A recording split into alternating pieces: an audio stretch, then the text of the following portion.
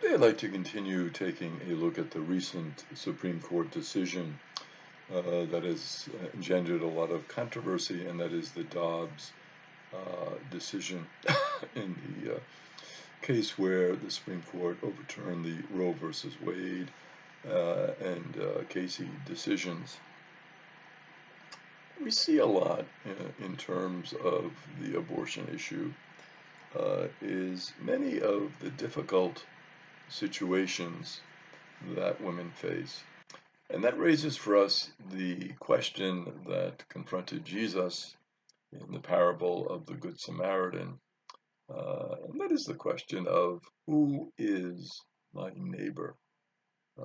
Do I really have any responsibility in terms of reaching out to these women who are in difficult situations? Is it just a question of condemning them or saying, it's your fault, it's your responsibility?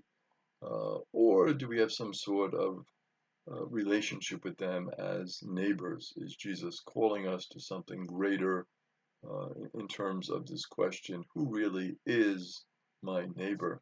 So it's a question that we kind of ponder in this situation. Uh, and that really becomes, in the situation of abortion, our fundamental question: who is our neighbor? And we need for that a concrete response. We can't just give a theoretical response. We must give a concrete, specific response that one of help, one of outreach. When we are aware of that situation, what can I do to help? And what we're trying to encourage, obviously, as followers of the Lord, is a moral dialogue. We want to resist just abstractions and formulas and set ideas. We want to get into a little dialogue here, and the importance really here of the social teaching of the Catholic Church. That our whole social teaching is based on the dignity of the human person, starting from that first moment of conception till natural death. And so, because that is our teaching, and because it is our fundamental response in these situations, we try to reach out to those who are in need with compassion, love, and understanding. Uh, really, what we're trying to do in terms of our response here is to advocate for the health of women, especially those who are in extreme poverty. A lot of times we see the connection between poverty and abortion. So, if there is this underlying issue of poverty, what can we do to help? How can we eliminate that? How can we make a level playing field for everyone? It's a real challenge. It's difficult. There are no easy or simplistic solutions, obviously. There are many underlying challenges. There's a lot of agreement on the needs that must be addressed. So when we look at the situation, we say, yes, women should have access to health care. Women should have access to services which will help them. Women should have the support that they need during pregnancy. And women should have that maternal support that they need after they give birth. There seems to be pretty universal agreement. So while there is this tension that exists in the country because of this particular decision, if you look beyond the decision and you say, well, what are the things that we agree upon?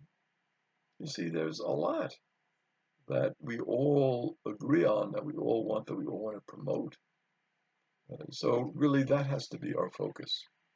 How can we agree? How can we accomplish those things that we really need in our society to help women in those situations?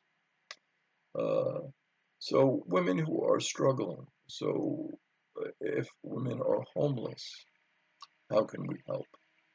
Women who are incarcerated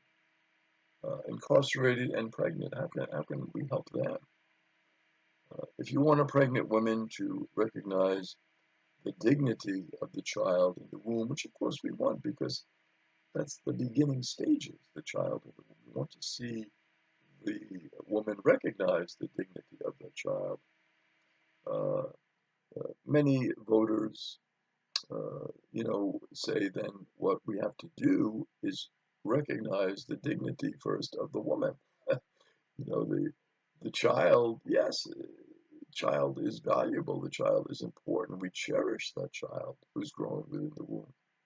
But if we cherish the child without helping the woman, I mean, what are we doing? What are we accomplishing, right? I mean, the woman is the key person here. We have to help her in every way we can.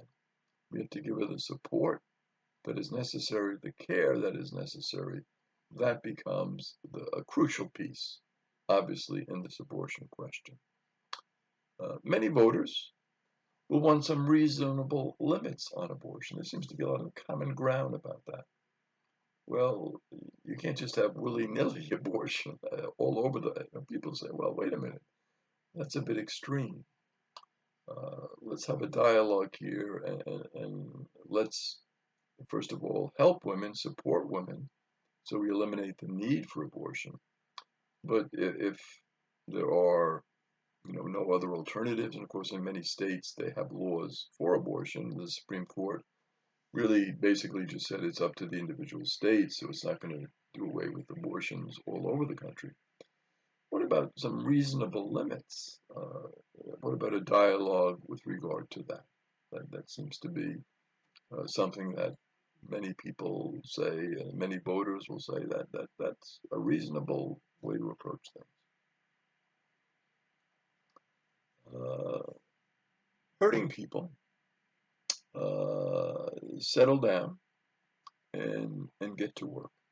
So the idea is that where there is this hurt, well, let's now get to work in terms of the abortion issue. People have made all sorts of statements, and people are upset. It's something people feel was taken away from them. Taking away a right is always going to be a difficult thing, as we know.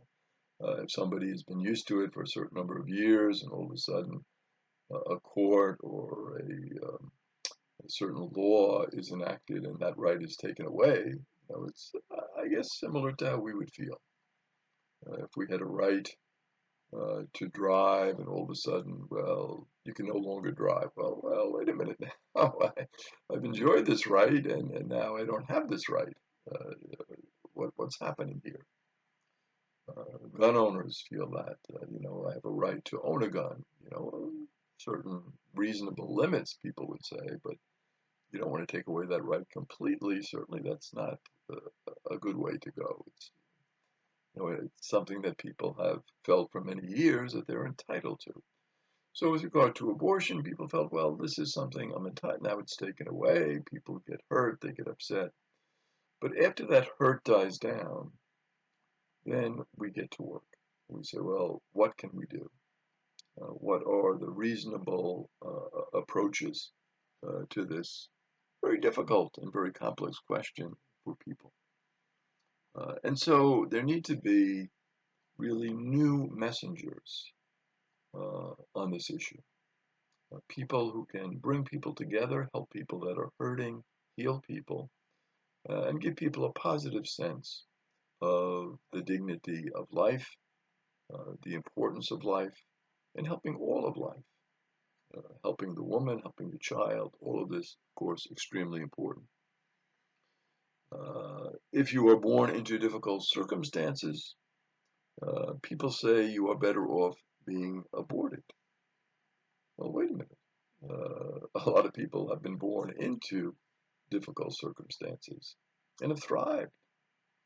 So is that really the most important question? And then how do you help those who are born into difficult circumstances? How do you support them? How do you encourage them? Again, this becomes a key question. What type of support are we willing to give, not only to this child who is growing in the womb, but to the mother? So these become really important questions for us to address in terms of this very complex issue. And we will continue to take a look at these in our future videos.